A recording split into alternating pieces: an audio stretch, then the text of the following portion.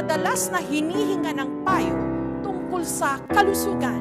Kaya marami na lang ang nagulat nung siya mismo pala may pinagdadaanang krisis, stage 4 sarcoma cancer, si Dr. Willie Ong.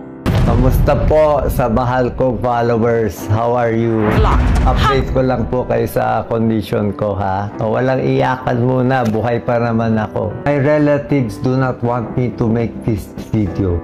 But I said, I owe it to the Filipino people to be honest to them. My diagnosis is sarcoma, one of the most hardest cancer to treat. The cancer situated itself in a very tricky and devious manner. See, it is hard to swallow.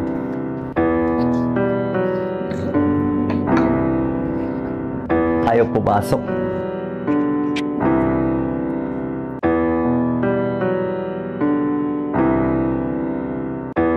Bukod sa hindi ko tinatawag na salbahe ang cancer, ha? Binilak niya yung esophagus ko.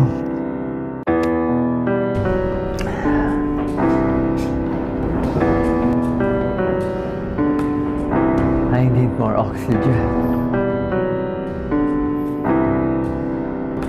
They say I have a short chance to be alive. I don't know if I will still be alive tomorrow. Oh, sakit niya.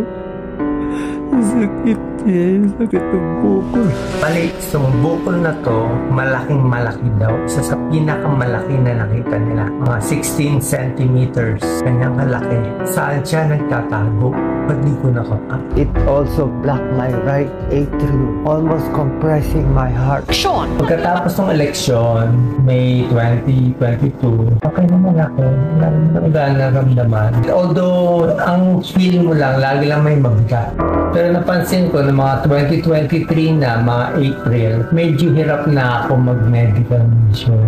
May hingal, may pagod, paglulun ko parang ayaw na. Ini-expect ko, ano lang to, aging, 60th birthday, senior ako. Wala pa ako gano'n naramdaman. May ultrasound pa ako ng tiyan noon, 1 year ago, okay naman. Blood test, okay naman. Tagal na ako masakit ang likod, pero this time, biglang may masakit banda dito sa taas. Back pain ko dito lang sa baba. Ito kasi lumubog eh. Ito, sumobra sakit ang likod ko. Tsaka iba pang symptoms ko, yung tiyan ko lumalaki. Akyat mo ako.